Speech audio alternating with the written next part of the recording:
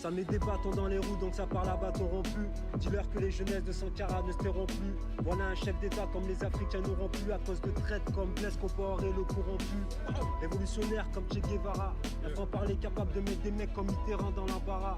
Et y a de la haine ici comme dans beaucoup d'endroits. Parce qu'au pays des droits de l'homme, j'ai pas vu beaucoup d'hommes droits. Un traité derrière chaque billet, donc on voit l'Afrique spiller. Bien sûr, sur la place du cœur, certains ont de la glace pilée. Le peuple meurt de faim pendant que l'argent est gaspillé. Donc c'est la patrie ou la mort, Thomas Sankara. J'aime bien cette phrase. Si vous tuez Thomas Sankara, des milliers de Thomas Sankara vont naître. Que la dette ne saurait être payée. Qui ici ne souhaite pas que la dette soit purement simplement effacée? Celui qui ne le souhaite pas, il peut sortir, prendre son avion et aller tout de suite à la Banque mondiale payer.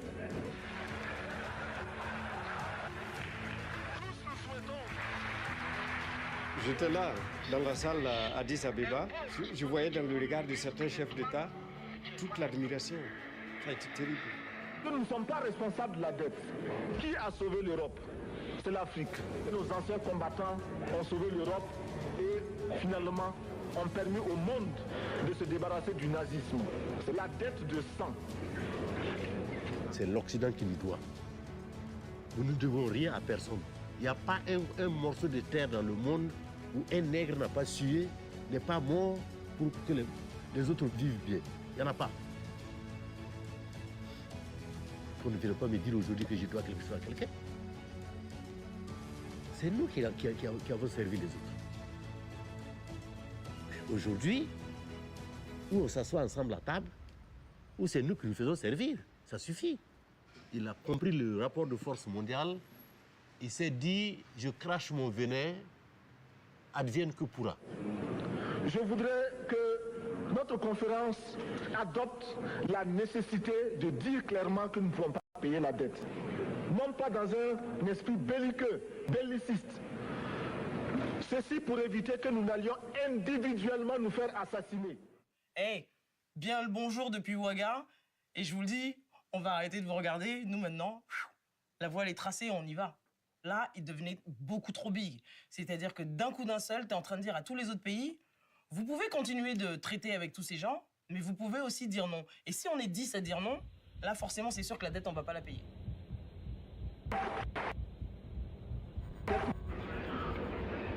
Si le Burkina Faso tout seul refuse de payer la dette, je ne serai pas là à la prochaine conférence. Par contre, avec le soutien de tous, dont j'ai besoin,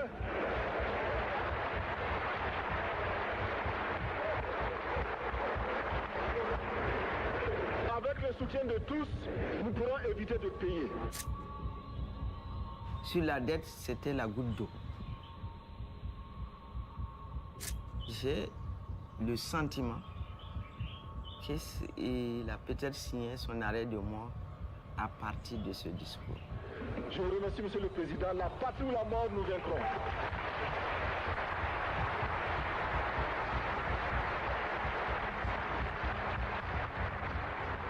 L'extérieur se dit, lui, c'est un nuisible. À l'intérieur, bah, forcément, il suscite de la jalousie parce qu'en fait, il prend de l'ampleur. C'est un personnage vraiment à la fois charismatique et qui, du coup, efface tous les gens qui sont autour de lui. Quand on a son frère qui est là en numéro 2 et qui est toujours là pour écouter et qui, finalement, n'arrive pas à avoir cette aura que le frère aîné a, mais c'est sûr que ça suscite des jalousies.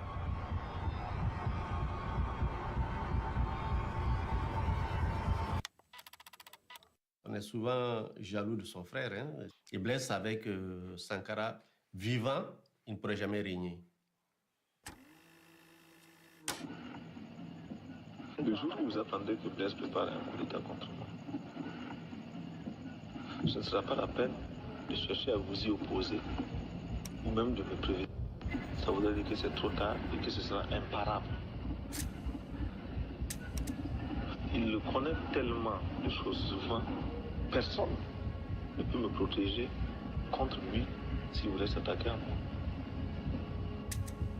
Il a contre moi des armes que vous ignorez. Donc, s'il prépare un coup d'État, il faut là être vraiment fataliste. je laisse aller. C'est imparable. C'est digne d'un roman, c'est digne d'un film, tu vois, c'est Hollywood presque. Ils auraient dû arrêter Blaise Compaoré. Ils auraient dû l'arrêter. Il y a beaucoup de personnes qui sont venues le voir pour lui dire fais attention, il y a Blaise qui est en train de comploter contre toi. Et là, Thomas Sankara, il a dit moi c'est mon ami, je le tuerai jamais. Je fais partie de ceux qui poussaient au crime. Je suis apparu dans son bureau en furie, énervé que j'étais. J'ai dit mais qu'est-ce que tu fais? On t'a connu battant. Comment se fait-il que tu laisses Blaise faire ce qu'il est en train de faire? Et la réponse m'a été, je me bats, mais je ne me salirai jamais les mains. Jamais.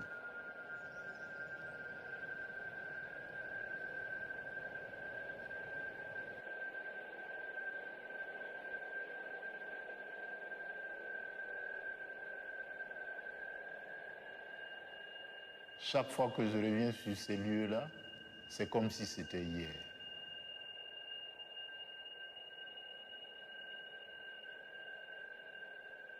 Un commando démarre de la maison de Blaise Compaoré. Et ce sont des hommes qui font partie de sa garde rapprochée. Ils sont 12, ils sont armés de Kalachnikov. Ils rentrent au Conseil de l'Entente, où Sankara a prévu une réunion avec plusieurs de ses collaborateurs. Ils arrivent, ils tirent sur tout ce qui bouge, et en particulier sur la garde rapprochée de Thomas Sankara. Ils rentrent dans le pavillon. Le président était assis par là, et nous autres, on était assis comme ça. Moi, j'étais assis au bout ici. Voilà. Le président est sorti. C'est d'ici qu'il s'est levé, ici. Il s'est levé, tiré son survêtement vers le bas. Et il est sorti. Le premier, les mains en main. Sans armes.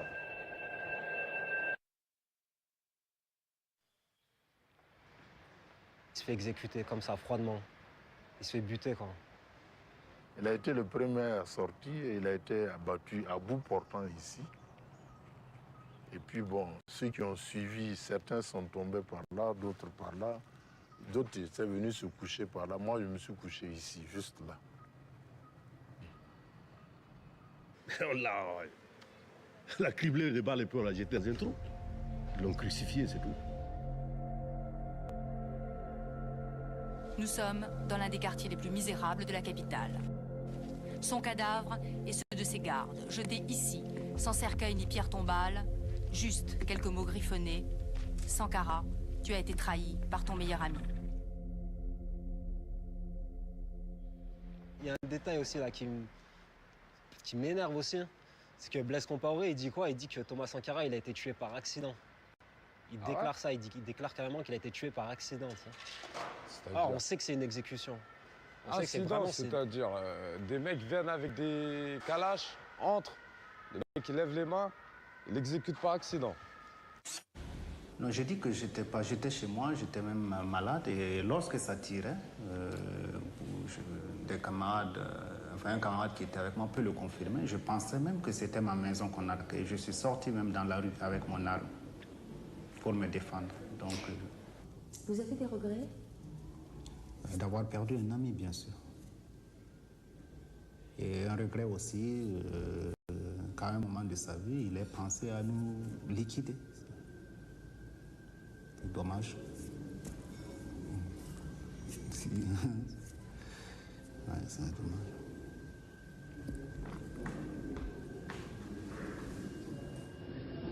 Dommage. T'as l'impression de voir un oncle qui ment, tu sais? Mais tu connais ton oncle, donc tu sais qu'il ment. C'est fou, en fait.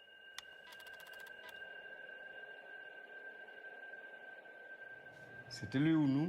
Il n'y a pas meilleur aveu que de dire c'était lui ou nous.